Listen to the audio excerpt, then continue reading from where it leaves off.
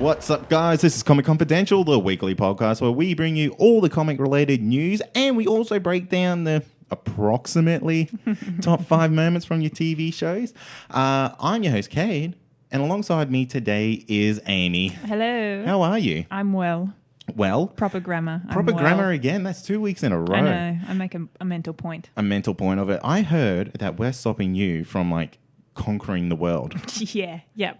Putting on my superhero suit and conquering the world. 18 kilometers at a time. Yeah. At one time. In the same time. In one go. That's ridiculous. So yeah. For those who don't know, Amy's actually training to do a marathon, or is that half a marathon? Half marathon I'm doing. Because I'll be lucky to run 1 kilometer. 18 meters I'll be lucky to run. I have to do 18 kilometers today. That's ridiculous. It really is. And I'm kind of probably not going to do it today. I actually find that tiresome doing that in a car, let alone doing that with my own body. Yeah, I could drive 18 kilometers and go to McDonald's and get a cheeseburger instead. Yeah. What are you doing with your life, Amy? I don't know. Why have I done this? Why have I done this to myself? Oh, you're crazy. I am. All right. You really are. Anyway, you want to get into some news? I do. We have to start the news with a little bit of a downer. Yeah, we have lost another comic great today. Well, by the time people hear this will be Monday, but unfortunately we lost Steve Dillon over the weekend, who passed away. And for those who don't know, Steve Dillon, he was the artist for Preacher, and he also did a lot of work on the Punisher comic series. Very sad. Very sad. We seem to be losing a lot of talented people lately. Yeah, I feel that we do. Every month or so at least. Yeah. There's something to raise. I don't like it. Neither do I. But you know what? That is the circle of life. And it is.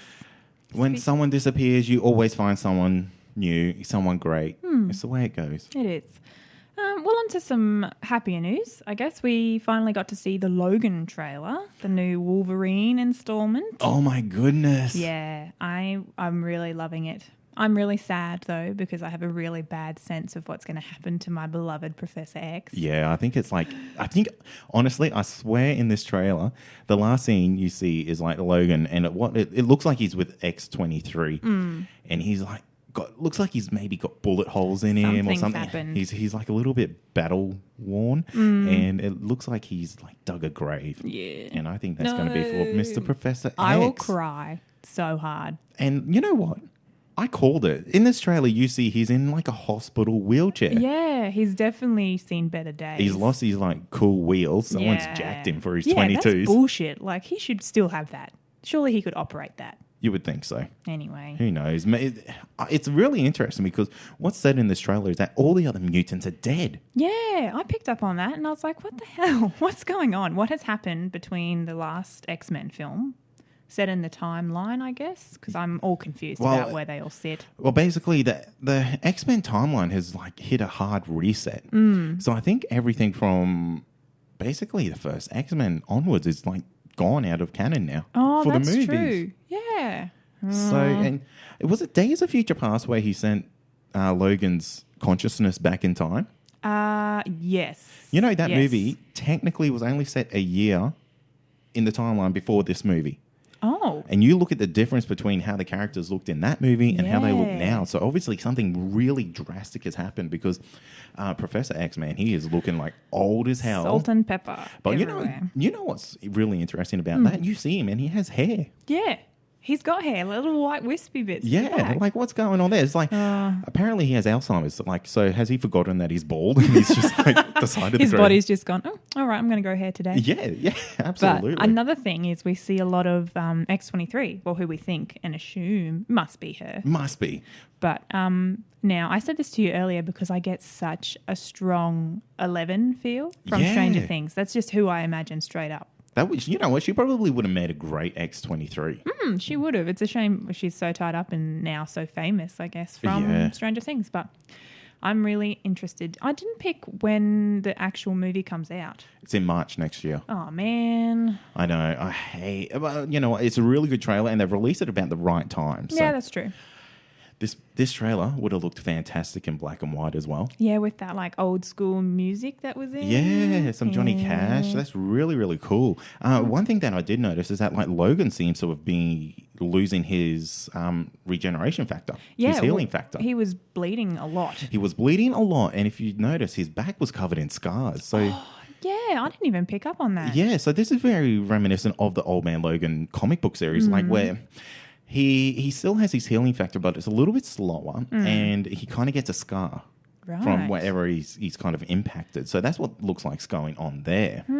Interesting. Yeah, and we also see like that he's shaking. So I wonder if that's like a nerve pain Something's type of going thing, on. or like maybe he's an alcoholic and he's coming clean. Like Maybe. it very well could be that. Maybe anything could happen with him. He's a fucking wild card. Yeah, he is. Hey, talking about trailers, we also got the trailer for the Guardians of the Galaxy. Yeah, we did. And man, you know what's the only thing I cared about this trailer? What was that? Little baby Groot. Same. Do you know, I was so heartbroken when I thought that Groot wouldn't be in the next one. But then, you know, the scene at the end of the first movie where he's like dancing to Michael Jackson or something. Oh, my heart. Did you see, like, he's dancing to Michael Jackson. You're 100% right there. But it looks like he has, like, the red Thriller jacket on. Yeah. Yes. I love Groot. Oh, he is so fantastic. And, you know, we got to see Star-Lord's helmet. Yeah, yep. I don't know if it went on that same way in the first one or not, because it looked to be a lot more mechanical. Like, it kind of came out of the sides. Clicks and noises and things. Yeah, and this one kind of seems like to generate out of electricity or something. Just like morphs onto his face. Yeah. But So good. it was. Hey, we got some like more bad news, I guess. Yeah, I think we went bad and then we tried to fix it with the good and now we've gone back to the like bad peak up good and then just like dip down a little bit people's expectations. News is going around that Tim Miller has departed from Deadpool too due to some creative differences with Ryan Reynolds. No, this sucks. Like, this is really bad. I have a bad feeling about this. Yeah, so do I. I feel like this is not good news at all. Apparently the rumor is that the Casino Domino has like really split the team here. But that's just, coming from my perspective, that seems like such a dumb thing to ruin all of this for. Yeah.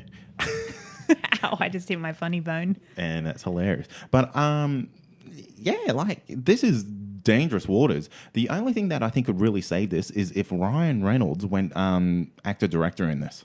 Yeah, probably. Because he's the only person who obviously has like this mindset of going forward with it.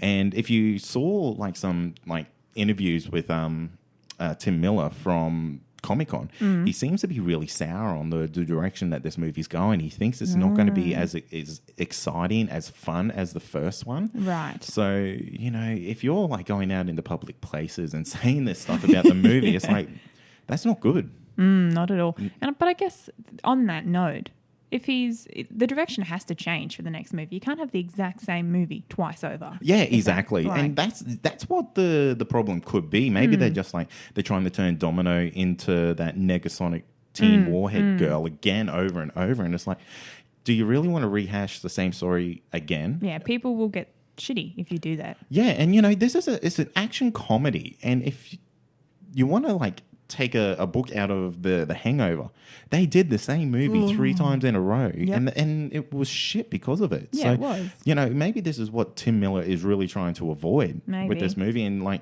maybe Ryan Reynolds is just like, mate, this is he's stuck on that thinking. Yeah, this is how it goes. This is how it's got to be. Well, we'll find out. I think it'd be a bad move to bring a new director in. Yeah, so do I. At this stage, unless it is Ryan Reynolds, like you said. Yeah, I think he may be the only one who could save this movie. And if this movie looks really good in the previews and is really shit to watch, my faith in humanity is just going to be gone. Yeah. Done. Ryan Reynolds will be off my man crush list forever. Oh, maybe he'll just move down a few spots. Yeah, let's be real. Let's be real. Let's be honest here. That's going to bring us to the weekly wrap, the segment where we wrap up the top moments from all the week's TV shows, starting off with Luke Cage, episodes 9 to 13. We've wrapped up. We've completed it. It's all done. It's in the past now. Yeah, it's gone skis. Yeah. Okay, so I guess I'll kick it off with top moment number 1, which is we need to see a doctor. So Luke and Claire travel to meet the doctor, whose name escapes me, I guess, who gave Luke his powers at Seagate. Let me just check my book over here. And yes, that says Dr. Dickhead. Dr. Dickhead. Love it. He is a bit of a dickhead, which we find out late. Well, I mean, he's already a dickhead, testing on people, but he kind of redeemed himself a little bit when he saved Luke. Yeah. And then I hated him all over again once Luke and Claire had left. It's like he only saved him, though, for, like, collecting the data. Yeah, well, that's what it turned out to be, essentially, I guess. Yeah. On a side note, I don't even know if that's possible to get that data back off that hard drive sitting on the floor in your old shack, and then you're like, haha, it's alive and all of my data is conveniently here. You know, that's like a really bad practice for like saving your data. Like, you think you might actually put it like onto a Dropbox or a Google. Back it up. Yeah, somewhere. on a Google Drive or something. Like, put it in the cloud, mate. Yeah, put it in the cloud. Anyway, we ultimately Luke is healed, and he hangs around here with the Doctor and Claire for a little bit, has a bit of a chat, but heads back, which I guess we weren't 100% sure if he was going to do, because he was speaking to who is Pop's friend, who is now sort of running the barbershop, I guess. That's not a barbershop anymore. That guy. The crazy guy who plays chess with himself? Yes, that one. Yeah. Because he was like, you've got a fine lady, a nice car, you should just get out of here. Yeah, exactly. But he didn't. He went back, and he went back to Harlem to sort of face up to the music, I guess. Yeah, you know what I thought was like actually quite interesting about all that there is Luke has seemed to be left in a lot of pain for a long time in that acid bath. This annoyed the shit out of me. So like, also, you know what really also annoyed me? Colette is a nurse. She's not a doctor. Yes. Like, yeah, and I'm just going to pull bullets out of this guy with an ultrasound machine, stick some forceps in there, magically, really quickly, pull out all of this shrapnel before Luke's skin burns off. Yeah. Then I'm going to throw a fan in there because his heart stopped and I want to electrocute him. Yeah. See, this is like the poor writing that this like Luke Cage kind of suffers from sometimes.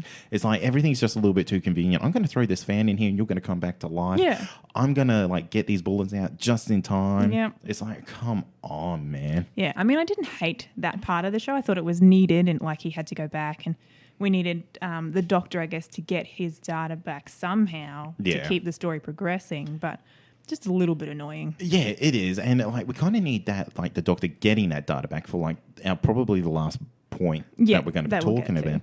But anyway, going on to top moment number 2, there's hostages for days. Woo. So yeah, Diamondback and his cronies staged this hostage situation, which kind of comes out of nowhere. It's like a knee-jerk reaction. Yeah.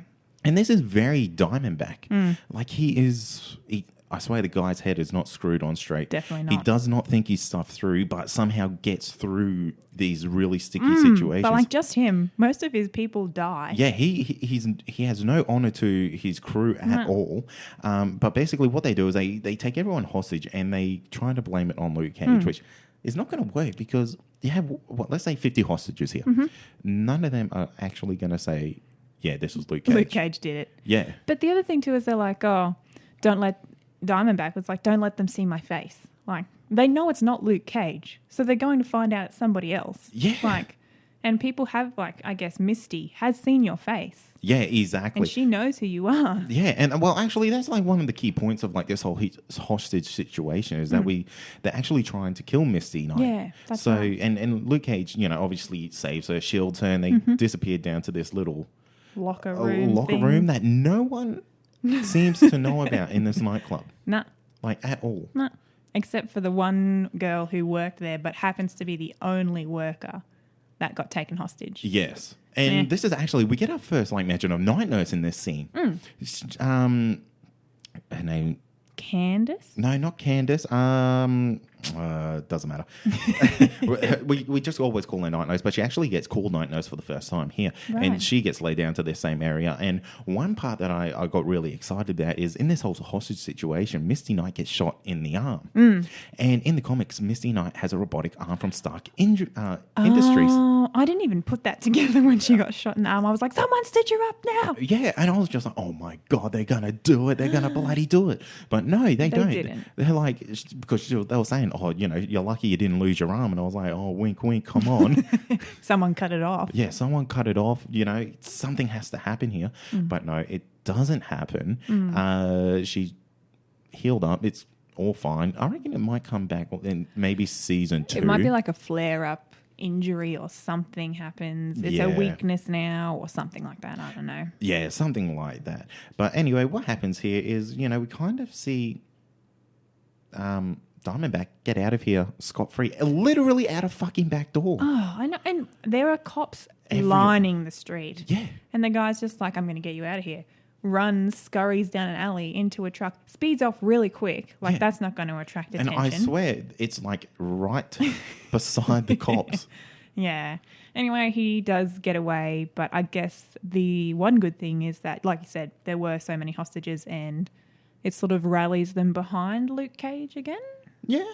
I guess. Yeah, absolutely. Which probably will bring us on to top moment number 3, I guess, which is Luke becomes the people's hero once more. So as I was saying, after the hostage situation, people are sort of starting to back Luke a little bit more. Like, okay, maybe he's not this crazy cop killer, I guess, because what we forgot to mention is Diamondback not only tries to stage the hostage situation on Luke, but is killing like cops and things like that and trying to pin that on Luke as well. Yeah, that's right.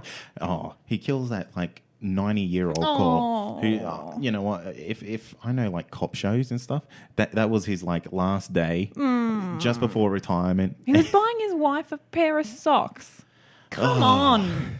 You can write a shitty thing about a fan being thrown in the bathtub and you want to kill this cop. I was not impressed with that. That was sad. It was sad. But anyway, I guess that whole situation afterwards, Diamondback's got away, but people are behind Luke again. There's this sort of awesome scene that I loved, which was the guy on the radio show doing his rap. Method Man. Yes. Okay. That's man, who it is. I got so excited at this. Like, let me just take over this point here for you, Amy. It was fantastic because Luke actually goes into this, like, he's walking down the street in his like hoodie that's kind of just shot up, which is like iconic for him. And we actually learn this a little. Well, we don't learn this. We know this, but we also see the community takes on the appearance of Luke Cage. Everyone's Luke Cage here. It's like this whole Spartacus thing. And it's cool because it's like cops are like pulling up people everywhere. Like, you Luke Cage. It's like, no, we're bonding. We're becoming a community together. We're behind him. We got this. Yeah. And so what happens is Luke's kind of walking down the street in this like shop.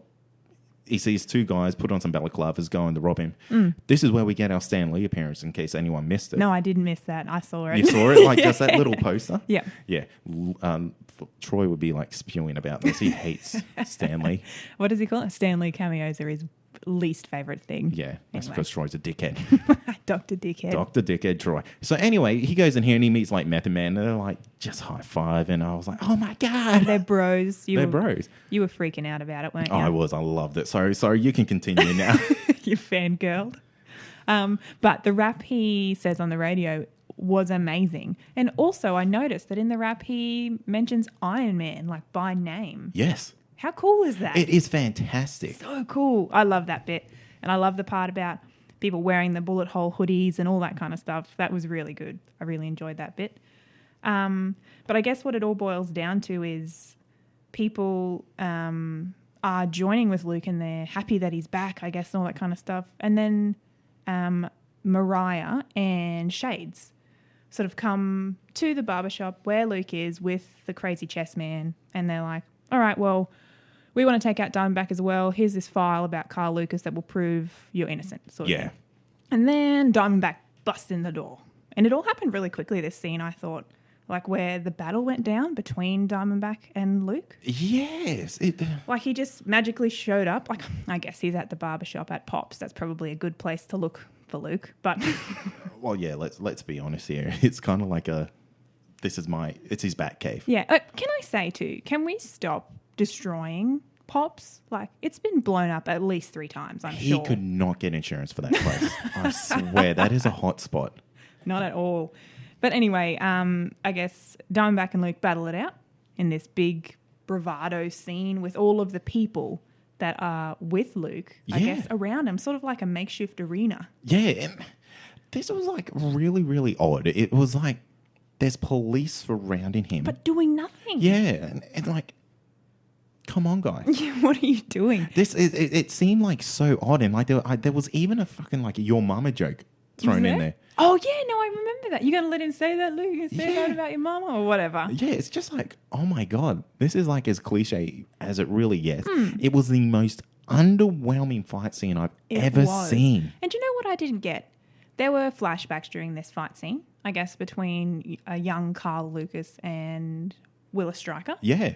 And they were best buddies. Yeah, they were. They were training buddies in the gym. So what the hell happened that now Diamondback is this crazy freak who wants to literally destroy Luke's life. Like, I don't get it. Yeah, that has to pay off in season 2 or something. Surely. But it was this fight scene. Actually, generally the fight scenes in this show were always really mediocre. Yeah. And like considering that these guys are like trained boxers. Yeah. They don't fight like that. They're like street fighting. there's Haymakers, terrible punches Yeah. being thrown everywhere. What did you think of Diamondback's outfit? I mean, it's very, very like spot on to the comics. The helmet looked fucking terrible. You know, the whole thing didn't really do it for me. Yeah. I thought he kind of it looked like he had a blanket that he'd stitched into a T-shirt. You know them like waffle blankets? Yes, yeah. That's what it looked like he was wearing. That's a fair call. Yeah. Anyway, I mean, it did the trick, I guess. He lasted quite a while up against the Luke Cage. but- Yeah, he seemed to like just take the punches to wear him out. It made me feel very reminiscent of The Simpsons when Homer becomes a boxer. And he's just like, let them wear themselves out. And that's all I thought of. That's true. And that was the feel of the whole fight, I think. Yeah, definitely. It was a very Homer Simpson like boxing fight going on. What I didn't like is how they kept referring to this like power pack on the back of Diamondback. Oh my, too many backs going on here. Yeah, what's happening? But nothing came from it. It's like they kept showing it, and Like it's it was like flickering and flashing. yeah, like powering up, powering down. It's like, come on, Luke, why don't you just maybe grab that and rip it off him? Yeah, surely he's being powered by something. Yeah. Yeah, man, I don't know. There were a lot of sort of loose ends in that scene. But Yes, yeah, very underwhelming. That's all I can say from it. Mm-hmm. But top moment, number 4. Fuck you, Mariah Dillard. Yeah, fuck that bitch. Fuck her indeed, and not in a good way like I want to. It's, you're a fuckhead, and I Yeah. don't like you. And I'm so infuriated by her. I guess that's what you're supposed to feel, but Jesus Christ. Yeah, she is just not nice at all. No. Like, I know I'm not meant to like her, but She's the way... vindictive. Yeah, and the way... mean. Yeah, the way she just gets away with stuff bewilders me. Yeah. And it must be because she's in the Senate. Yeah. There must be some like political power that kind of limits her being held against something. You might need an extra point of evidence against this. Yeah. But it is just shit. Yeah. But you know what I do like though? Is Shades. Yeah. And like how he can control her and manipulate her. What I thought was weird though is how they almost seem to have a relationship going on near the end. I was going to say that, like, I mean, relationships in TV shows are required every now and then. Like, it's not all drab and boring. Yeah. But this is a weird one to have. Yeah, like I never saw any chemistry between them. And like when that happened, I was just like, no. Yeah, because I guess what happens is Shade goes and kills Candace, who was going to testify that Mariah actually killed Cottonmouth. Yes. So they had this big elusive plan, and then they come back together in the end and are almost like reveling in their getting away with it sort of thing, because they can pin it on Diamondback now. Yeah, exactly.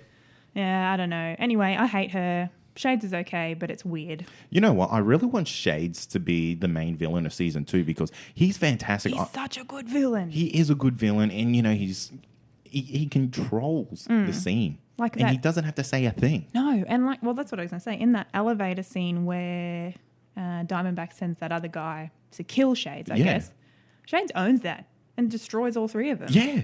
How cool. He's fantastic. Bring out a Shades TV show. Yeah, I'd watch that. Yeah, so would I. All right, so top moment number 5, and our last top moment is hi ho, it's off to Seagate we go again. Yeah. So looks like Luke isn't off scot-free. Yeah, so he's all the charges that were against Luke Cage are dropped. Yeah, but then it's a kick in the nuts because Carl Lucas is It's still meant to wanted. be in jail. Yeah, he's still an escaped convict. So yeah, and I guess what I was thinking about all of this is, it needed to happen at one stage. Like, obviously, he was in the media, and I think Mariah even said on like broad TV, like, is it Carl Lucas or is it Luke Cage? We won't know. So it was always going to get flagged. Yeah. But I don't know where the folder went.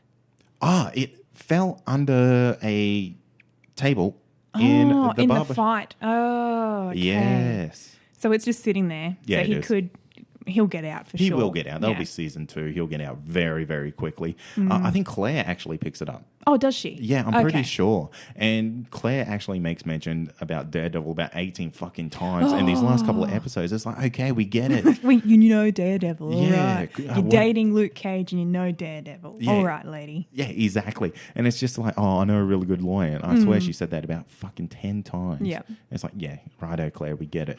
We'll see him in next season getting Luke Cage out, okay? He'll definitely be there.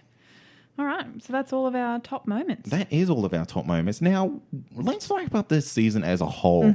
I'll let you go first. All right, so from our last episode that we recorded, I was really loving this show. Like all of the episodes so far were, I guess they had a reason. We were going somewhere. We were getting a payoff out of it, I guess. These last couple of episodes I struggled with. There was so many cliffhanger episodes. Yeah. And I like a cliffhanger like episode here and there, but I was struggling watching it. I was like, I don't know where this is going. There's some loopholes in this. There's some shitty storylines. But all in all, I really enjoyed the show. I just think there were some times when the writing could have been a little bit better. Yep. And given us a little bit more payoff. Like you said, like the power pack on Diamondback. What the hell? What was the point of that sort of thing? And unless, like, it may pay off later, but I thought there were too many of them. And, like, they may pay off, but I'll have forgotten about them by then. Yeah. All right. So what do you rate the season out of 10? Out of 10, I'm going to give it an 8. Okay. An 8. That seems fair. Yeah. I felt like this season had too many episodes. Yeah, actually. The story writing wasn't good enough to stretch it across 13. Especially, we got a lot of backstory from Luke Cage in Jessica Jones. Yeah. So I feel like a lot of stuff was kind of like rehashed and revisited for no reason at all. I feel like this could have probably been done over 8 episodes. Yeah. Get a Stranger Things like type of storytelling going on. I agree with that. Yeah, it's just like you said, some episodes, they felt like they seemed to drag. They were filler episodes. Yeah, a lot of almost. filler episodes. And you don't need filler episodes when you only got 13. Yeah. If you need filler episodes, maybe just reduce the number of episodes that you have. Yeah. Luke Cage's biggest downfall was that he appeared in Jessica Jones. So half his story was already told. Yeah, they had a lot of background already done. Yeah, exactly. And they kind of had to, well, they didn't have to. What they did is they retold it again. I love the music. That was my highlight of like this whole series was the music. Unfortunately, I'm going to give it a 7 out of 10. 7. All right, a little bit lower. Lost a couple of marks. The fight scenes weren't great. It felt like a lot of it was very soapy. Yeah.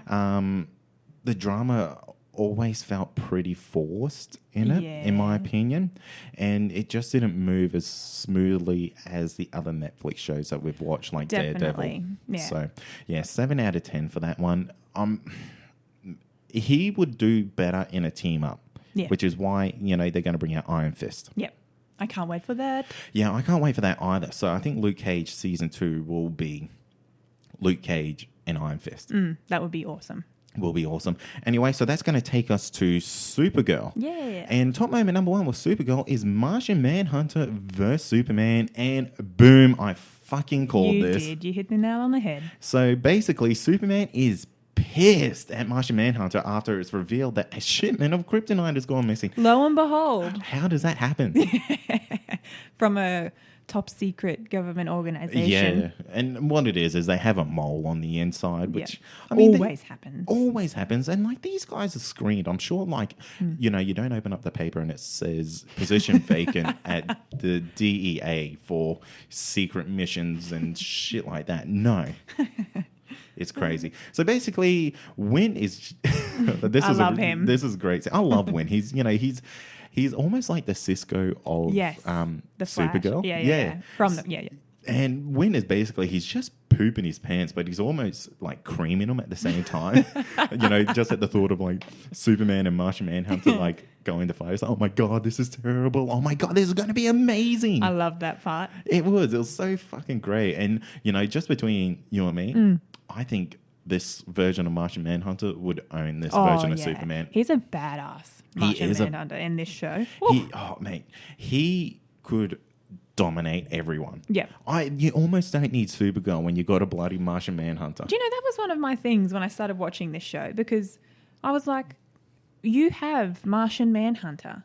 Why is everyone so focused on Supergirl? Yeah. She's awesome, don't get me wrong, but like, whatever. He's too expensive to keep on screen. Yeah, probably. All right, so that's going to take us to top moment number 2. Cadmus Labs releases Metellos, plural. There are 2 of them that they have just whipped up out of nowhere. Yeah. And there's not really much of a background, I guess, on how they're making them. No, not really. Not at all. They must have a couple of pieces of kryptonite like laying around. Just like, you know what? Just shoving them in people's chests. Just put that in their chest and... brace it in with some sticky tape. Yeah. But I thought they weren't too bad, the Metellos. Like the scenes that they were in were good, but I was expecting a little bit more in the way they looked. Yeah. And things like that. I don't know. They were a little bit underwhelming. Yeah, they were a little bit underwhelming. And, you know, almost in the sense that I felt like these Metellos were almost carbon copies of the Metello out of Smallville. Yeah, but Smallville was ages ago. Yeah, exactly. That's what I mean. Like, Smallville was over 10 years ago now, and this didn't feel like it was too much better than that. No, even the actual kryptonite in their chest looked like a piece of paper or something was stuck there. I don't know. They were cool, don't get me wrong, but I was, a little bit underwhelmed with them. Yeah, you know, there was one thing that like came from this, and this is almost, should I throw it out? This is equal scene of the week. Okay. And that is where Superman was like holding Supergirl after she's been like absolutely dominated by Metello here. And it's like a total scene for scene look of Crisis on Infinite Earths. Oh. You know, I saw that in your notes and I was like, what is he talking about? Yes. Yeah. Yes, you have nailed that. Jesus. Damn good, isn't it? Yeah, you pick them. You pick the scenes of the week very well. It was spot on. And, you know, like the CW do this like every now and then. They did it with Supergirl racing the Flash last season. Yeah. And that was like a spot on cover. They did Flash of Two Worlds as well. And that was like spot on. So kicking goals. Yeah, I really enjoy how they do this. Yeah. Anyway, let's go to top moment number 3, and that's Catch You Later, Cat Grant. CatchYouLater.com. So Cat Grant decides that it's time to spread her wings and move on to something new.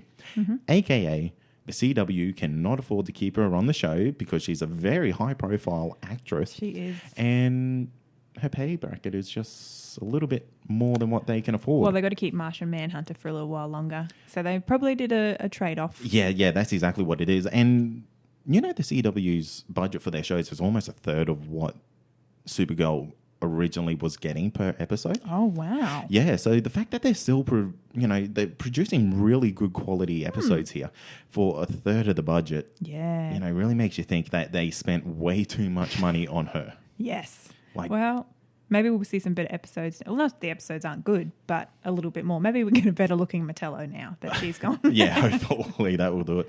But what I like is that we get a new boss for Kara in the form of Snapper Grant. Snapper Cart, sorry.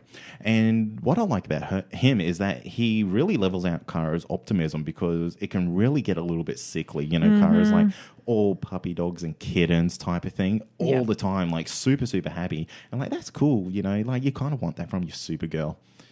Personally, I prefer my Supergirl to be the really cranky, twisted, pissed off bitch that she is out of the comics who takes no shit from no one. But, you know, this is TV. You have to adjust it.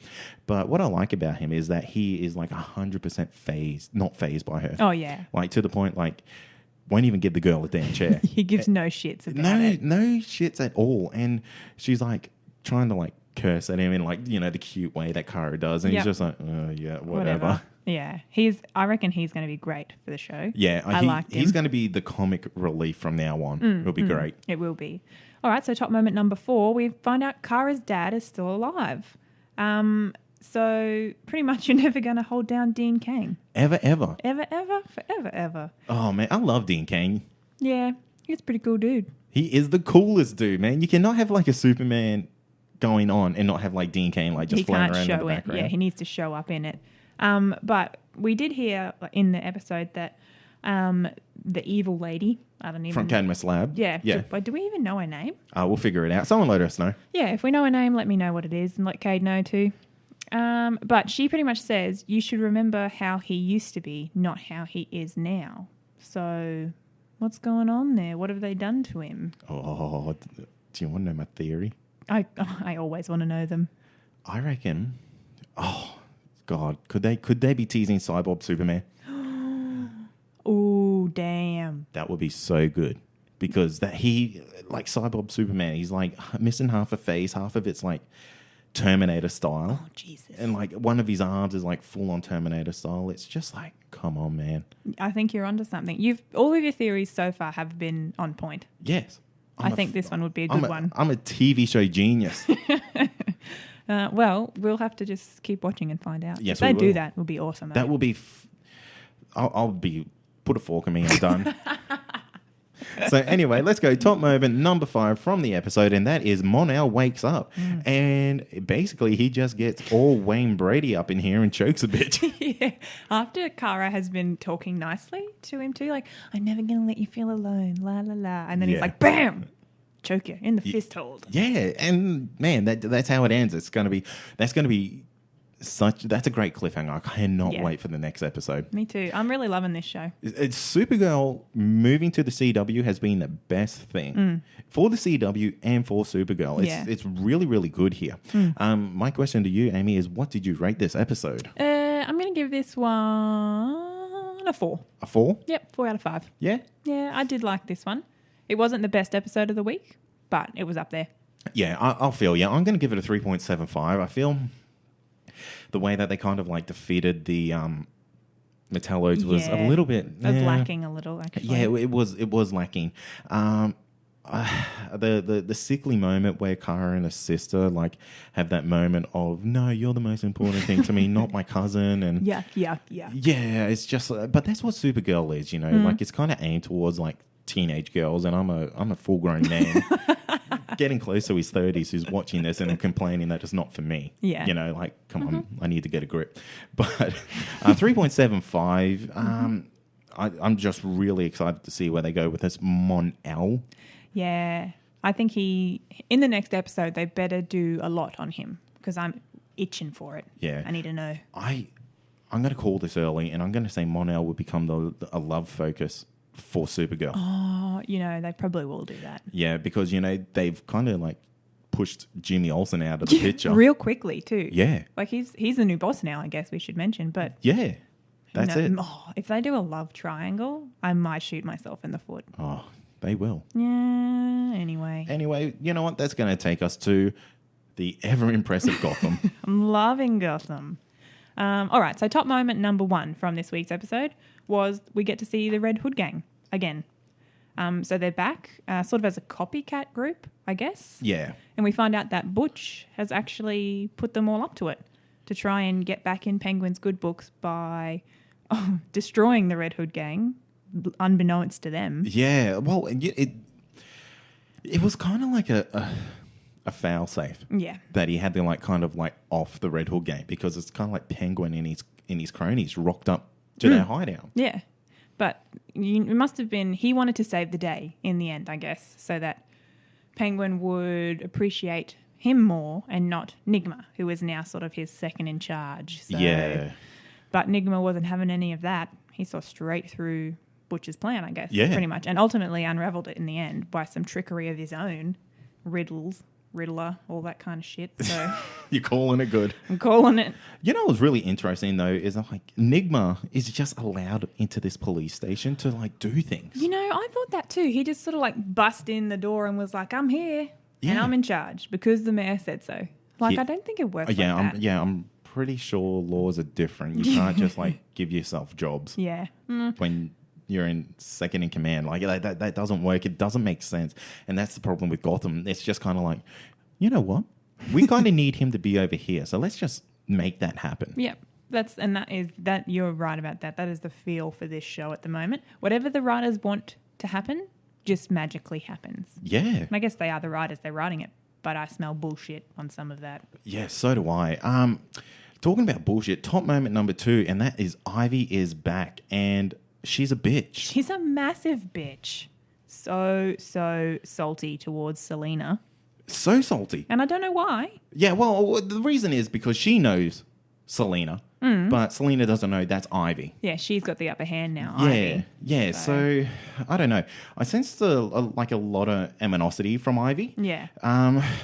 There's no reason though. No, I don't. I guess Selena was there when Ivy got pushed down into the sewer or wherever she went to be spat out into the ocean. But she was trying to save her friend. So I don't know what's happened. Yeah, who knows? Like maybe Ivy's being a little bit screwed up. Yeah, a little bit loopy. Well, we already kind of know that because she killed a guy over a damn plant. No, she didn't kill him. She knocked him out. Oh, really? Yeah, because he reported being robbed by her. And that's how Bruce and Jim, because Bruce hired Jim to be the personal investigator, to find Ivy, and they found her jacket, but it was an older redhead. Oh, yes, that's right. So she didn't kill him, but she pretty much almost did. There you go. Yeah. All right, so that's going to take us to top moment number 3. Captain Barnes can walk again. Ta-da! No cane required. No cane required. Ain't no strings on me. So it looks like Alice's blood has actually done something to the captain, and it's not affecting him in a way yet that he's crazy or anything like that, but he's stronger and he's healing, I guess. But what was interesting is that Lee said something really interesting about the blood. So she was saying that they'd been testing the blood on rats to see what kind of effects the infection, I guess, that Alice was calling it, has on different, people, but different rats in this case. And some of the rats had no effect, some died, and then one rat decided it wanted to destroy all of the other rats. So it just went fucking crazy. Yeah, so it'll be interesting to see like what happens to which aspect the captain takes on. Yeah, exactly. And we all know what it's going to be. Yeah. Well, he's already up and walking around without a cane. Yeah, exactly. He's got some super soldier serum going on. While we're on the topic of Lee, I just want to say how awesome was it, her smacking Nigma in the face. Yes. Bam. And she comes clean, actually, to the captain. And he's like, I didn't hear about this, but... Good job. Yeah, good job. Good on you. Yeah. Top moment number 4, bromances and romances going on everywhere. Ooh. Now, to me, this is not a top moment. This is what's really dragging this show through the dirt. It is.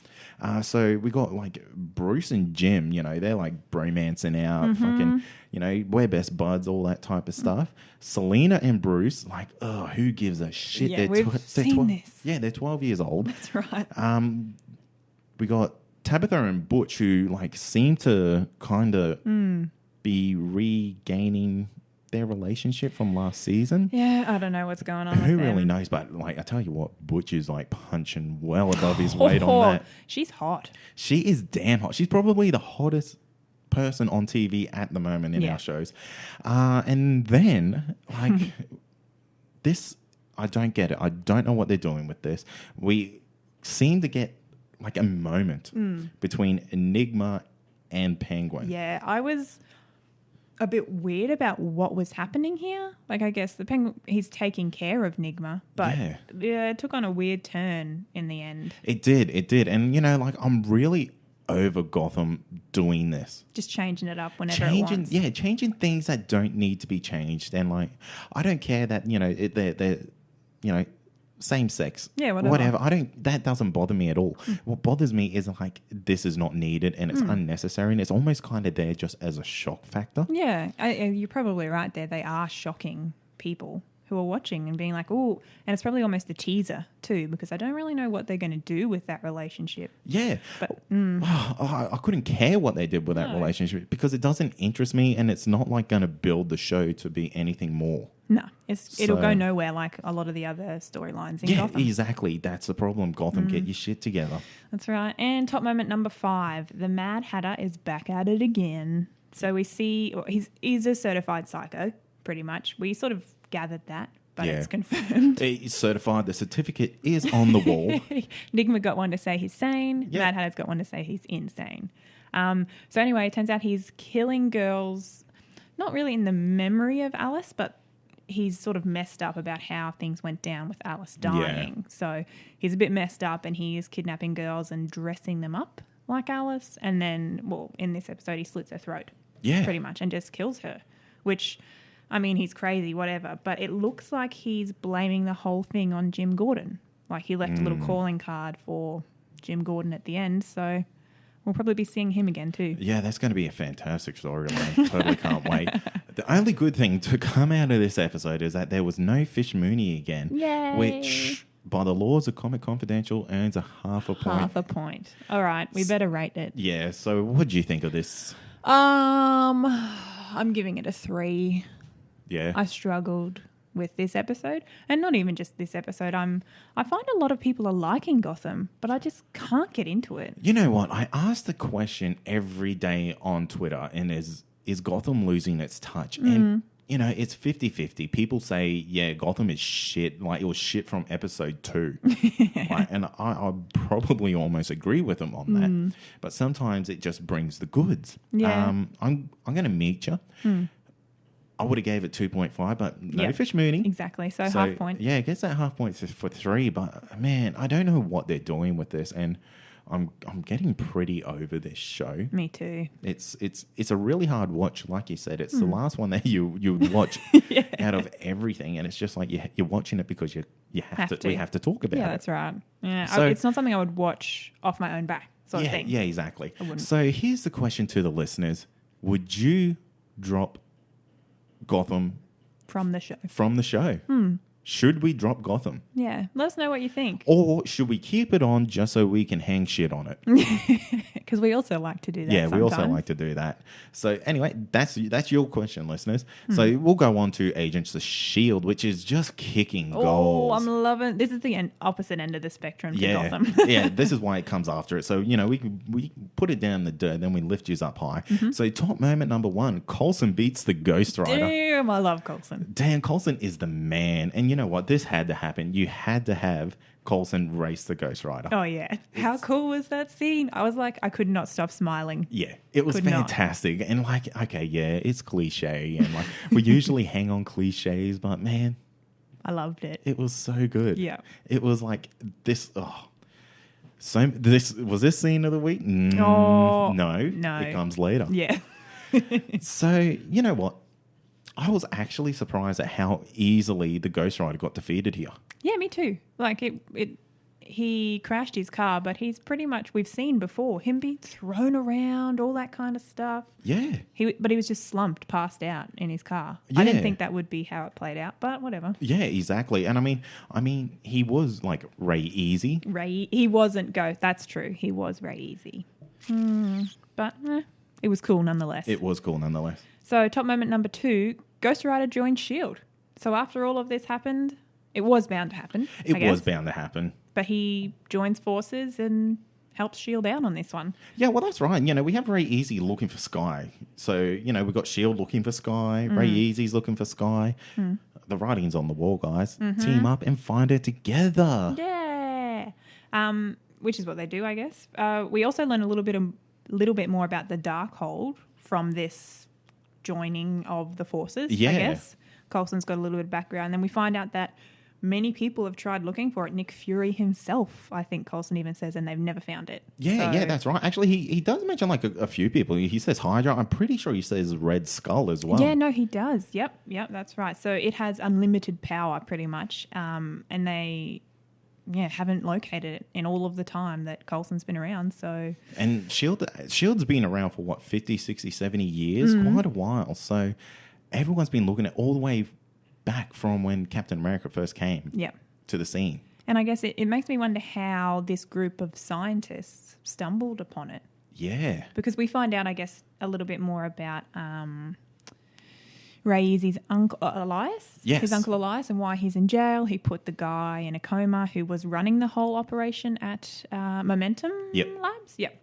And we see crazy Lucy Ghost. I think her name's Lucy. We'll call her Lucy. Yeah, she can be Lucy. Come and try and sort of get the info out of his mind about where the book is. So Yeah, it actually wakes him up out of the coma. That's interesting. Yeah. Anyway, so let's go. Top moment number 3. Daisy and Simmons team up. And you know what? This was fun. It's like the band is getting back together. So, you know, with Ghost Rider also on the team, this is how I like my Agents of S.H.I.E.L.D. Yeah. You know, everyone's together. Everyone's like teaming up. It's good. It was good. And, you know, so, you know, with Daisy and Simmons teaming up, we learned that the Watchdogs are actually hacking into S.H.I.E.L.D.'s servers. Yeah, and seems like it's an easy task for them too. It is. And man, maybe like hacking is really easy. I don't know. I've never tried. Yeah, I've never tried either. But what's interesting about it is that they are tracking all the Inhumans from their little watches. Which I guess was going to happen if everyone is wearing a tracking device. Yeah, that's like But here's a beacon, here I am. yeah, pretty much. That's kind of like not the smartest thing to But do. I guess I don't know how else they would manage it. I don't know. Weekly check-ins. Yeah.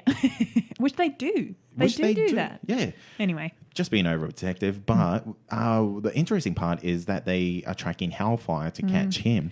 Yes. Turns out it's a total setup and Hellfire is in on it. What a prick. What a prick indeed. And, I have a lot of outside Agents of S.H.I.E.L.D. knowledge about the guy who actually plays Hellfire. Did you know? He was actually on Australian Idol. So the guy's got some lungs. Yeah, he can sing pretty good. And he was in Home and Away. Fantastic. Home and Away is a Aussie TV drama about... Yeah, who knows what it's even about kids anymore. that are like 12 years old up to adults who are 80 years old living on a coastal city. There's always a bomb scare in that little small town, always happening. Yeah, it's unbelievable. Anyway, top moment number 4, we see Hellfire versus Ghost Rider. Oh, damn. Oh, damn. Now, You go. scene of the week. That's all I'm saying. Yeah, okay, good. My only issue with it is we didn't see more of it. Like, we saw them sort of start to battle and Ray Easy's like, all right, get out of here, Daisy and Simmons and whatever. And but him catching that bloody fire chain. How cool was that? My God. But I was just like on the couch and I was just like, stick a fork in. Yeah, stick a fork. I was so done. It was like a bloody comic book was brought to life here. It was great. Yeah, and like you said, the only thing that annoyed me is we sort of see the fireworks place they're working at blow up and then Ghost Rider's just walking out with Hellfire dragging behind him. I would have liked to see a little bit more of a battle. Yeah. I mean, so like really to give it like a little bit of context, Hellfire was really helping the Watchdogs kind of take out all the Inhumans, and like he's a sook over he becoming really is. inhuman, and I'm calling bullshit on that because I am like 99% sure from last season all he wanted was some Terrigen Mist to fucking turn into something awesome.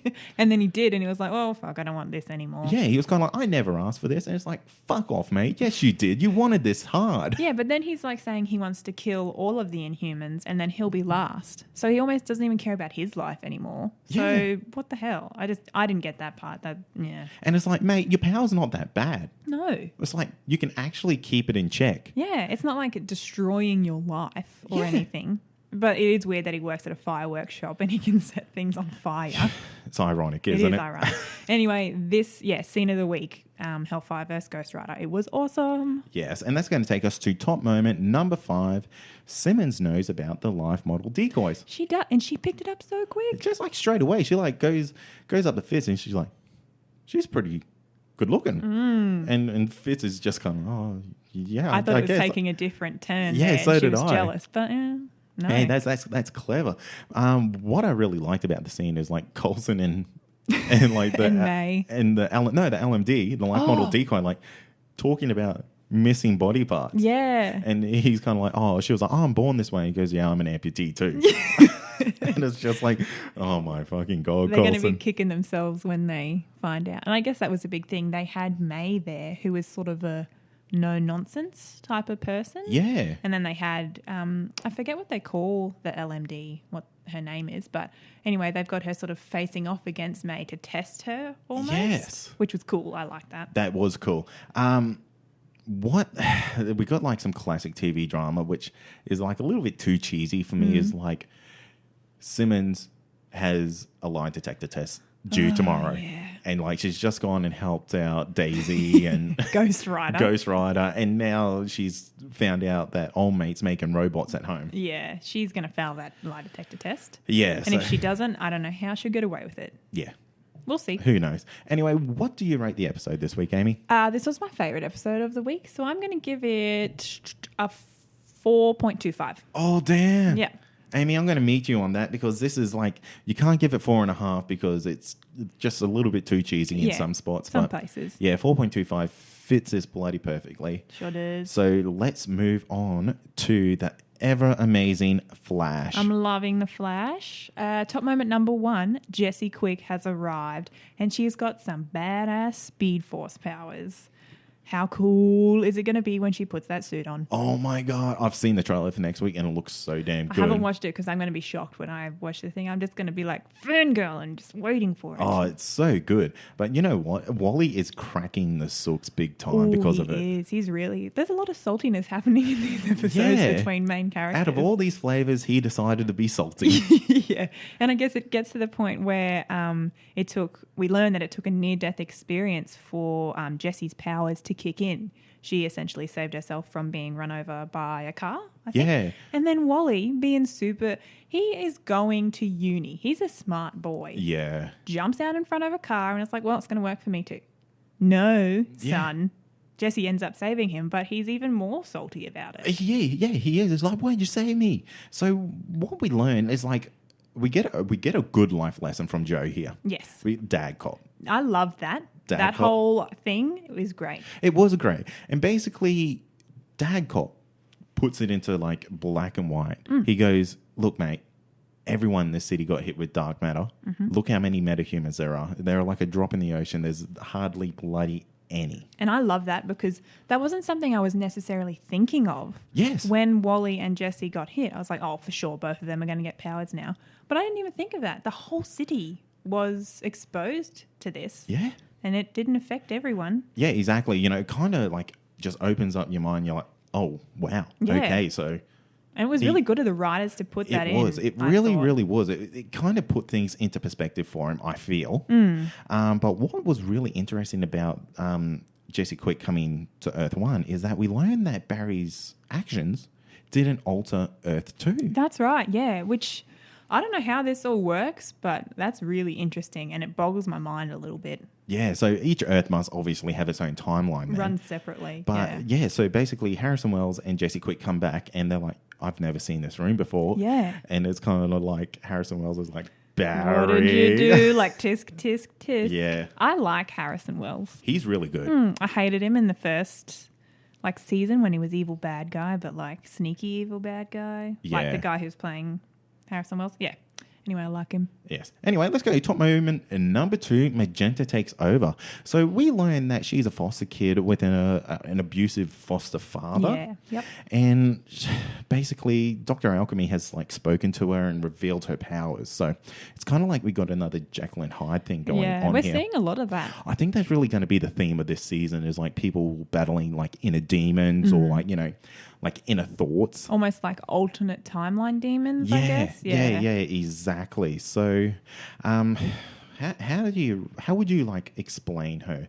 She's really like the, I guess, DC version of Metallo? Yeah. Yeah. No.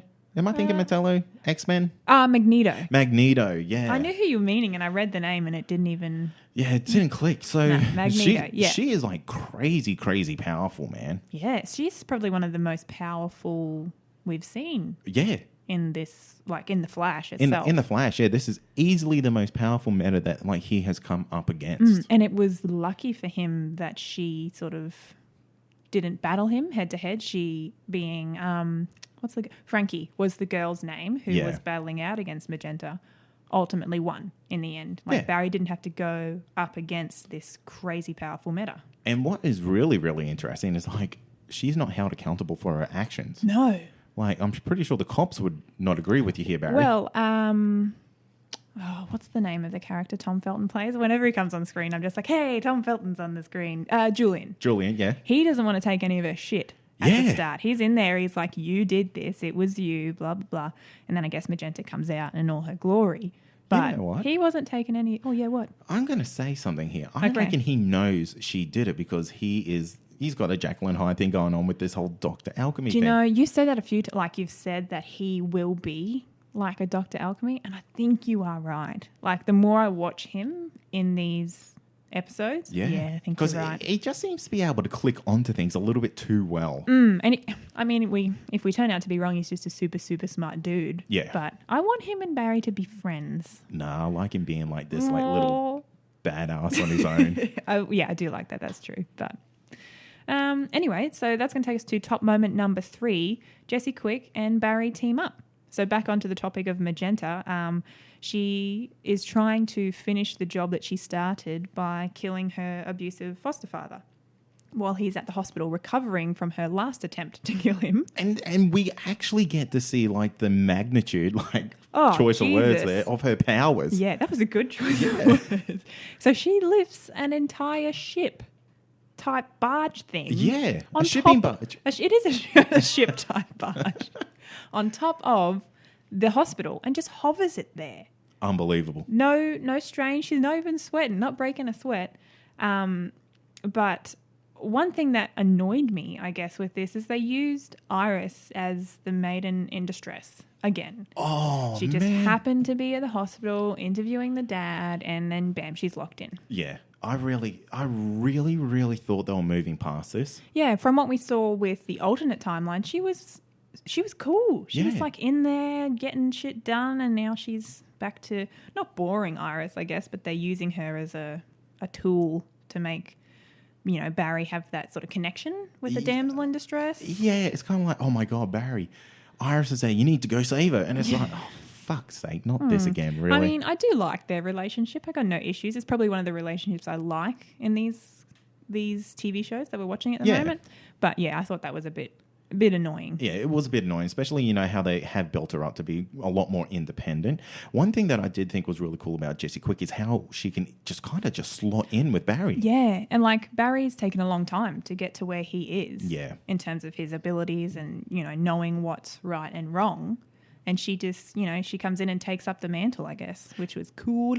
It is really cool. And I think, like, if you think about it, Jessie Quick should be a much better Flash than what Barry is. Because she has so much more knowledge about it. Yeah, because basically she's like the smartest person on Earth too. Yeah. So if you give the smartest person on Earth to the ability to think in a nanosecond, the ability to do basically anything in a nanosecond, she's going to be unstoppable. Yeah, she will. Yeah, she would beat Barry. She would beat Barry, and I bet you this will happen this season. Is that she will kind of like learn. I'm a lot smarter than Barry. I can do a lot more. It's going to be a downfall. Yeah, she'll probably get too cocky. Yeah, that's it. She'll get too cocky.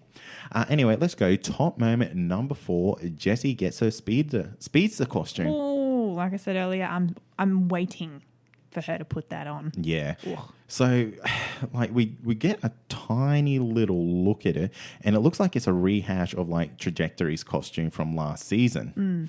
But, add in a little bit of, like, Flash branding, and boom, you're good to go. The little Cisco flare. Yeah. It looks really good. I mean, like, we only saw, like, the top 30% of the costume, but, God damn. It was enough. It was enough. And it's good to see, like, they didn't go down, like, the Liberty Bell costume from the comics. Yeah. Like, I know, it seemed a little bit too cheesy and not of this time. It looks like a JSA costume, from the 1920s. Like a Stargirl type feel. Yeah, exactly. So I really like that they've used this costume, and it's more in line with her new 52 costume. Yeah, yep. So all thumbs up from me. Yep, I'm waiting. So top moment number 5. Wally wants an appointment with the doctor.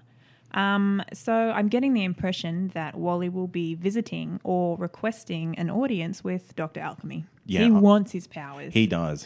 And I think this will be, I think, our mid-season storyline. It's going to be something that will lead up into, I guess, the season break of him slowly starting to get visions of him on the alternative timeline with the powers. Yeah, well, I think he said he's been having dreams. And that was when Frankie / Magenta was describing things to Barry and the team. She was saying she was seeing him in her dreams and all that kind of stuff. And Wally, I guess, had a look of like, was it worry or something on him? Definitely something. So something's going on. So I wonder, like you said, I hope they don't do it too slowly, like this whole Wally West getting his powers thing, because that might irritate me a little bit. But yeah, could they then be using him as a replacement for the rival if he turns the opposite leaf and becomes a baddie? Well, yeah, because at the end of this episode, we see that the rival is actually killed in his cell by this ball of light. Yeah, he wasn't around very long. No, he wasn't. So that makes me think that they need to kind of fill his spot. Yeah. And I'm wondering if they're going to do that with Wally West. And it will be very different to the timeline that Barry created, where Wally had his powers, but he was a good dude. Yeah. And I don't know. It's going to be interesting, that's for sure. Now, what do you rate this bad boy? I'm going to give this a 4, this episode. Yeah, okay. Yeah. I think I'm loving where this is all going, and everything that happened in this episode was great. Like Jesse Quick coming in, all of that kind of stuff. Seeing Magenta, she was amazing, all that kind of stuff. The one thing I'm a little bit not irritated, but I want to see more of, I guess, is Caitlin Snow's powers.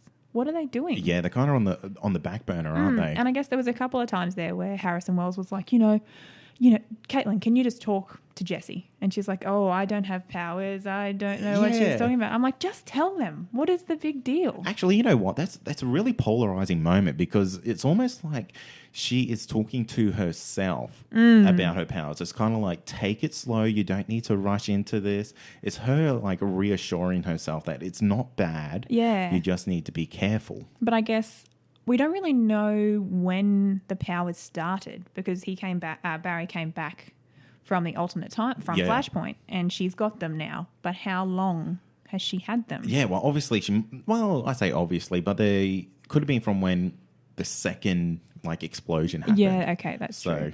Anyway, I'm giving this episode a 4 because I'm really loving where the Flash is going. It's not quite on par with Agents of S.H.I.E.L.D. though. Yeah, I don't think. Yeah, I'll match you on this. I'm gonna give it a 4. Next week we see Mirror Master. Ooh. Yes, and Jesse Quick's going to be a huge part of this episode. Fabulous. Because Barry gets caught into the mirrors dimension. Of course he does. Because he's fucking Barry. Yep. So anyway, that's going to take us to Arrow. And top moment number 1, Stardust has arrived. Mm-hmm. So this is actually pretty fun. Stardust the drug and Stardust the wrestler. So earlier this year, it might have been late last year, Stephen Amell and Stardust actually had a throwdown in the WWE. Really? Yeah. I didn't know about this. Yeah, it was huge. It was like big. Shit. I'll have to show you the video. Okay, you do.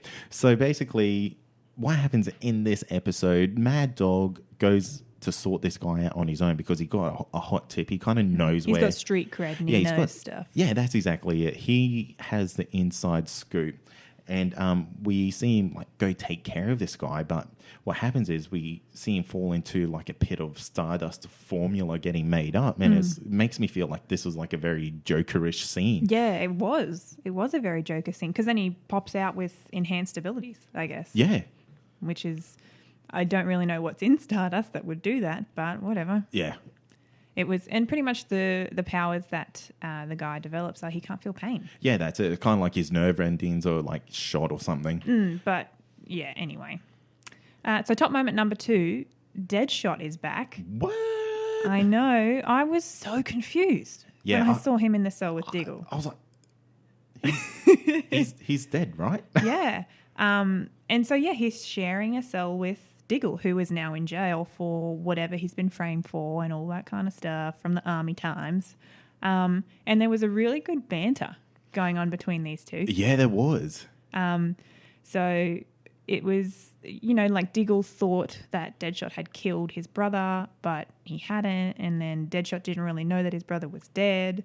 I thought he was real. Yeah, so did I. I thought he was 100% real and we were going to be seeing more of him. But it turns out he's not. He was an illusion that Diggle had created in his head. Yeah, he's tripping balls. Yeah. He's hallucinated. I don't know if it's to deal with the guilt from everything or what's going on, but who knows? It's a very interesting scene, and I'm not sure how it's going to play out because more so to the point that they are allowed to use these characters who have been used on the big screen. Yeah. So, we might be seeing more characters come back. We might get a Killer Croc. Yeah. Which will be fucking awesome. So good. So damn good. Katana.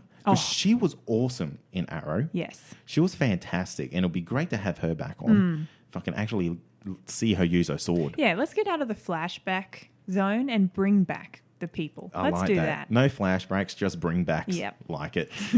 So anyway, let's go. Top moment number 3. Stardust versed a mill. Yeah, whatever. Round 2. So this is all kind of awesomeness, like in this whole kind of scene. Yeah. So my top moment actually from this scene, I've got a top moment within my top moment, is that we got to Inception. Yeah, we got to look at Mr. Terrific in full costume. Yes. And I tell you what, the way he describes his I guess his story is like word for word out of the comics. It is spot on. It's to a T. To a T. Get it? Mr. T. And it's great, you know, the jacket, the face paint. It's just, and he looks awesome. He did look really good. He looked the best out of all of the sidekick people, I guess. He really did, except Mr. Terrific is like as jacked as Diggle. Yeah. So like you put that costume on Diggle and that's like straight out of the comics. This guy's a little bit more weaselly. He is a little bit more Weasley, but we do get a pretty cool fight scene in this whole area, especially between Arrow and Stardust, where he kind of cuts all his tendons. Yeah, Jesus. And it's just like, it was smart. That's smart writing. It It's like was. this guy, okay, yeah, cool. He can't feel pain. Like we've seen him. He's got shot with bullets, with arrows, kind of just pulls it out or walks right through it. And it's just like, oh, damn. But he obviously is still human, so Arrow kind of just like does a few little snips and cuts all these tendons. Just makes me feel gross. His little like flopping arms. Yeah. But, you're right. I thought that was, in terms of Arrow writing, there are some shortfalls. Let's be honest. Yeah. That was really good. That was clever. Yes. It looks like they really thought about how to tackle this problem of like this guy who can't feel pain. This also had a really good scene in it. Like I noticed this season we're getting a lot of like slow-mo scenes. Yeah. And we got a really cool one of where he kind of shoots Stardust with an arrow, pulls him up as he's jumping down and like, I don't know, punches him, kicks him back into the ground. Straight into the ground. And that was almost going to be my scene of the week. Until, you know, Agents of S.H.I.E.L.D. blew it out the water. Yeah, it just shit all over it. But that's right. Sometimes with the Arrow fight scenes in the past, I've had issues with them moving too quickly. Like, I don't know what's happened in this fight. Whatever. I think I've said it before when Tobias Church and the Green Arrow have gone up against each other. So I like that they slowed it down for me, for us small-minded people. And that's going to bring us to our last top moment. Felicity comes clean to Ragman. How sad. The poor dude. His whole family's gone. And then she's like, hey, man, sorry, I kind of blew up your family. Yeah, that was me. And I'm really, really sorry. Yeah. And he just kind of walks away, which I thought was a big of him to do because I would be so pissed. Like, I get it. Yeah. It saved more people than it killed. Whatever. Her diverting that missile. Still, that sucks. You know what? I'm really happy they're revisiting this because that was such a major point of last season that was just glossed over. It's like Felicity just killed an entire city. Yeah.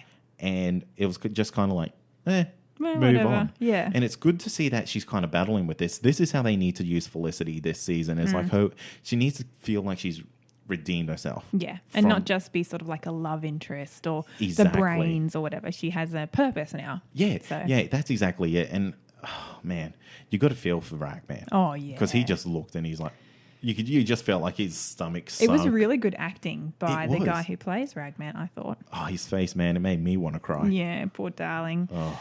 All right. Shall we rate it? Let's rate it. I'm going to give it a 3.75. Okay. Yeah. In terms of Arrow, and I have hated on Arrow in the past, I like this episode. I like the camaraderie between the Green Arrow and his team. The fact that Felicity sort of confronted her demons in the episode, that we found out about it. Like it wasn't delayed. Yeah. And yeah, there was some really cool fight scenes. Yeah. So, Yeah, okay, no, that's cool. I'm going to give it a 4. I feel like Arrow's actually progressing. It feels like it's almost maturing as a show, where love interests don't need to be the driving force. Yes, yep. Which is fantastic. Arrow's really suffered from that for a long time. Last season and the season before was almost like an Olicity and Co. type of show. It's like no one else really mattered, but this is good. I really like where this show is going, and I'm liking it. I'm liking it. That's all I can bloody say. Let's move on to Legends of Tomorrow. So my top moment from this, and this has to almost be the show of the week. Yeah. I have to tell you this. We got the JSA versus the Legends, and Oh, man. Oh, man. Did the Legends get their asses whooped? So bad. They were annihilated. They were. It was embarrassing. It was like freshman kids versus like college fucking completed people. I don't even know what it is. Seniors? Yeah, that might be it. But, you know, the powers from everyone from the JSA is just outstanding. And the way they work together is just awesome. Which is like, that actually sets the tone for the show. It was like, this whole episode was like, teamwork is like... Essential. Yeah, that's right. And I guess the Legends don't have that. They sort of don't see eye to eye on a lot of things.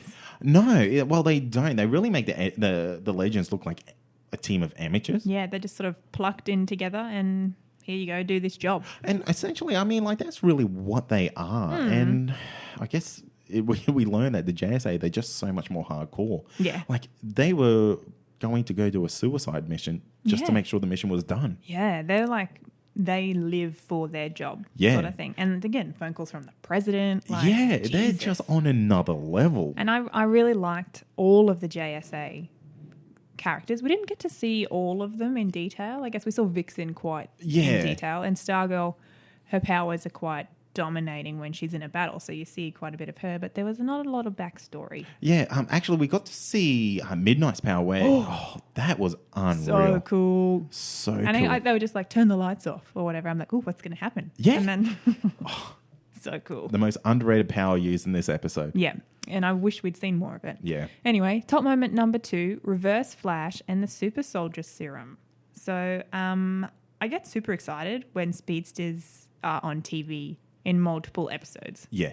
They're just all over the place. I love it. Me too. I get so bloody excited. Like, I see a little streak, I'm like, yes!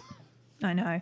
And then I guess Captain Nazi we saw in there. Yeah. It has to be. I don't know if it's actually like referenced by name or anything, but Who else? They mentioned Nazis about 20 times, so it must be.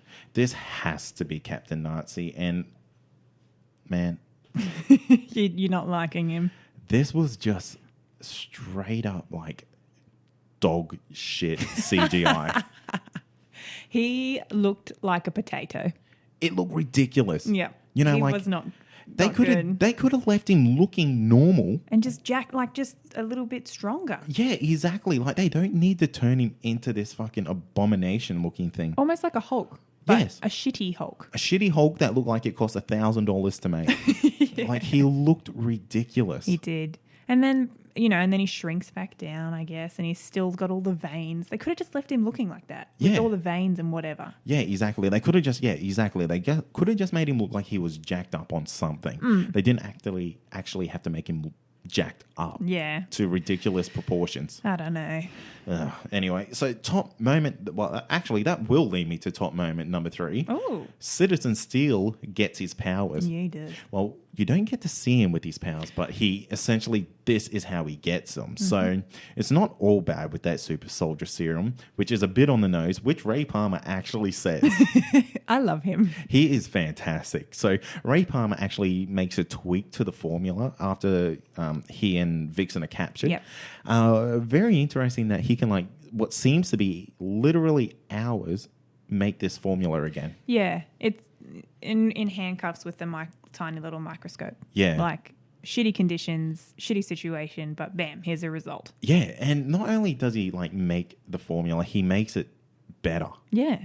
Like, to a sense, more, the formula is more enhanced. So he was actually gonna, like, take this himself after Vixen was like a bitch to him about having no superpowers. She is a bitch. She is a bitch. Well, I don't know if she's a bitch or if she's just being real.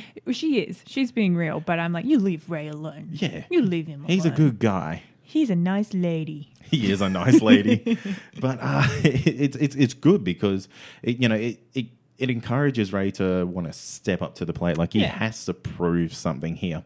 But what we learn is that old mate, Mr. Historian, is a bleeder. Yes. Yeah, pretty badly. Pretty badly. And Laurel Lance doesn't want him to go out into... Sarah Lance, sorry. Yep. Doesn't want him to go out into... The battlefield, I guess, out into the open, because this guy is like, mate, you get a scratch, you can die. Yeah, which is true. It's a serious condition. It is. It really is. So I don't get the theory behind this guy. Yeah. He like saves his granddad, right? And then like from bombs getting dropped on him, and then he just stops the bike. Yes. I'm so glad you said it because I was sitting there and I was like, go, go, go. And then they bomb the big, jacked up, ridiculous dude. And I'm like, what are you doing? Get out of there. And then lo and behold, hit by a missile. Because it looked like the bomb went off like a meter behind him. Literally on top of them, pretty much. And it's like, how did you not get blown forward from that? Now, how are you not dead? Yeah, how are you not dead? And anyway, then the bomb gets dropped on them and they still don't bloody die. Kills this thing. Yeah. Yeah, this jacked up monster. Yeah, it doesn't kill these, like a bleeder. Yeah. So basically we learned that his like insides are turned to mush and he's just internally bleeding till there's no tomorrow. Ray being the bigger man. The good dude good guy gives him the serum and miraculously, of course, it was going to bloody save him. Yes, that's right. And Citizen Steel. Citizen Steel has arrived. He's been born. So top moment number 4. Professor Stein. How do you say? Stein. Good. He's got some lungs. He has got some lungs. He can sing. Damn. It actually made me feel like a bit of a Back to the Future moment. Yes. Like with the singing. Yeah, and I think he almost like quotes a line out of the movie. He's like, I just try to keep up. I didn't pick up on that. Yeah, I was like, that is out of the movie. I'm sure of it. Yeah. Anyway, after he sings and he pleases the Nazi group, I guess, that they were there to get intel from or capture, I can't quite remember, Ray decides that he doesn't want to hail Hitler. Yes. I guess. And it turns into a big old Western bar fight, pretty much. It was like a Western bar fight. It was, until the JSA rock up and shut everybody down, pretty much. Yeah, pretty much. Did you know, like, the actor who plays Professor Stein actually does a lot of Broadway? Oh, does he? So that's him actually singing. That's, like, not dubbed. He was good. He was good. I really liked it. He started singing and I was smiling the whole time. Yeah. Normally I cringe a little bit if there's a singing. Like, I love musicals. Yeah. Don't get me wrong. I love musicals. But in a TV show like this where it's an awkward situation, I'm like, oh, yeah, what's happening? But no, I liked it. And let's go to top moment number 5. Reverse Flash kills Hourman. Yeah. And like just gets the vibrating hand through the chest. Poor darling. Poor guy, you know. And then Thorne actually runs off with the amulet of Azkaban. So this is like a pretty major thing. Yeah. So basically what this little amulet does is it basically will give the holder of it magical powers. Right. So can you imagine like if Hitler got his hands on that bad boy? I was just thinking that. Jeez, like that would just stuff up the entire historical timeline. Yeah, yeah. And I think that's probably what they're aiming to do. Oh, yeah, definitely. But it's kind of annoying because the JSA had it in their hands. Yeah. And now it's gone. It's gone, skis. And they've lost a member of their team. Yes, they have. Yep. So it'd be interesting because I don't know that the guy who plays Hourman plays a integral character from the TV show Suits. Oh, that's where I've seen him before. Yes. Okay. And I don't know if that's filming at the same time. So maybe this could actually be him gone for a while. Or maybe he might come back and we're in a time travel show. Yeah, anything can happen. Anything can happen. So he may come back. I'm not too sure what his shooting roster is. So it'd be interesting to see what they do. He has to kind of come back because he takes the Wave Rider. Yeah. Yeah. So... yeah, I didn't even think of that. How are they going to do that? So who knows? We'll figure it out. It'll happen. What do you rate the episode, Amy? I'm going to give this a 3.8.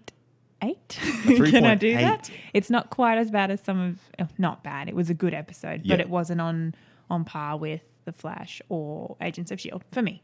Yeah. So okay. I'm going to give it a 3.5. It's quite interesting because in this episode, you know, we learned that Professor Stein thinks he should be the leader of the team, but he hasn't got the capabilities to make He freaks out. He does freak out. He's kind of like, okay, I'm smart. I'm smarter than everyone, but I can't make the calls in the heat of the moment. No. So we actually see White Canary, Sarah Lance, take the mantle of captain. And I think that always needed to happen. I think so. You know, she is the most battle-hardened out of everyone there. I thought that was going to be a no-brainer. Me too. And I thought it was kind of cool but weird at the same time that she was the one who was like, all right, here you go, Captain. You can be Captain now. To like Professor Stein. And I was thinking the whole time, you should be Captain. So no comic of the week this, guys. We are just out of time. We have way too many TV shows, so we so probably many. should look at dropping one of them off. Gotham. But to make it up to you, we have a pretty special deal for you guys. We've partnered up with Comic Blitz. That's right. So if you sign up using the promo code ComicConPod, you will receive the first month of Comic Blitz, the unlimited plan, for free. For free. For free. Nothing's better than like getting free comics, I say. True that. It's so good. And like they have a lot of awesome titles on there and a lot of indie titles. So like if you're like kind of over like the Secret Wars and like DC Rebirth at the moment, jump on there because they have a lot of variant titles. So it's really, really cool. Yep. I'm jumping on definitely. there because they've got like the new X-Files series and like I'm the biggest X-Files fan. Do you play the music while you read the comics? No, but I'm going to. You should. That's like the best idea. Maybe I can like just sing it myself, like hum it while I'm reading. Okay. But yeah, jump on there, guys, and you'll get the unlimited plan for free for a whole month. If you don't want to continue, you can cancel your plan at any time. They don't lock you in. Just like Netflix, you know. It's like comic Netflix. Yeah. How cool is that? That is cool. So cool. So yeah, jump on there, check that out. We'll leave a link for them also in the show notes so you can guys get to them pretty easy. We've also got a banner on the website if you want to jump on there. That's an easy way to get to them too. But that's going to do it for another episode. Yes. Stay tuned next week while we break down the much-awaited season return of The Walking Dead and we find out who Negan kills. Yeah. Amy, you got to get on board with this show. Like, I don't care if you don't watch, like, nothing else. Just watch this one episode. Okay. It's going to be, like, really, really bloody and gross because they're going to kill someone. Okay. But we don't know who. Well, we don't know who. Well, my money is on that they're going to kill a character called Abraham or Maggie. I've heard of Maggie before. Yeah, see, Maggie's pregnant, and I reckon they're going to off her because it'll be the most shock value. But like, would you kill a pregnant woman on TV? It toes the line. But like, do we need another baby walking around in this like apocalyptic world? Hell no. No, that shit pisses me off. So they need to offer. Yeah. All right. I'll watch it. Well, I have to watch it, but Yeah. I will enjoy it, I'm sure. You'll hate it. But anyway, of course, we're going to bring you all the top moments from all the other shows as well. Yep. So many shows. So many shows. So I want to thank the listeners, subscribers, and reviewers. You guys really help the show grow. I like to read everything you guys say. Like, It's nice. it is nice. And we haven't actually got a review in a while, guys. Come on. Just Yeah. someone put something up there. Yeah, even if it says, hey, baby, shut up about this. Okay, whatever. Yeah. Do it. Just leave it. Maybe say something mean about Amy and we can laugh about that. Yeah, I can take a hit. That's fine. Yeah. You can check us out on Facebook. That is Comic Confidential. We also have an Instagram, Twitter, and YouTube. Yeah, we do. YouTube, don't know the address, but for Instagram and Twitter, that is at ComicConPod. Yep. We've And- also got a Snapchat. Yes, we at do. ComicConPod also. That is run by the lovely Amy. Yes. And we also have a website. You can jump on there. That's Comic Con Pod. You can check out all the other shows. And when I say other shows, that's one. That's the advisory. They're part of us. Check them out. They're good guys. They are. If you want to help the show, you can also jump onto our Patreon, support the show, donate $1, $2, whatever. You don't even have nothing. to donate anything. You can just jump on there and read what Troy decided to write. Thanks, Troy. Yeah, thanks. Also got a Loot Crate if you guys want to get some cool stuff. Sign up to Loot Crate. I think you might get a discount using our I think you link. do. We really need to look at that. I should write. Just read the terms. Yeah. But We'll do that. Maybe. let's not promise anything too crazy here. And don't forget, guys, we got the super sweet deal from the guys over at Comic Blitz. So make sure you go check that out. Check that out. Use the promo code ComicConPod and you get your first month free. Do it. So that's it. That is it. We're done. We are done. As always, I'm Kade. I'm Amy. And this has been Comic Confidential. See yas. Cheers. Peace. Oh my God. Let's totally get rid of Gotham. I hate that show.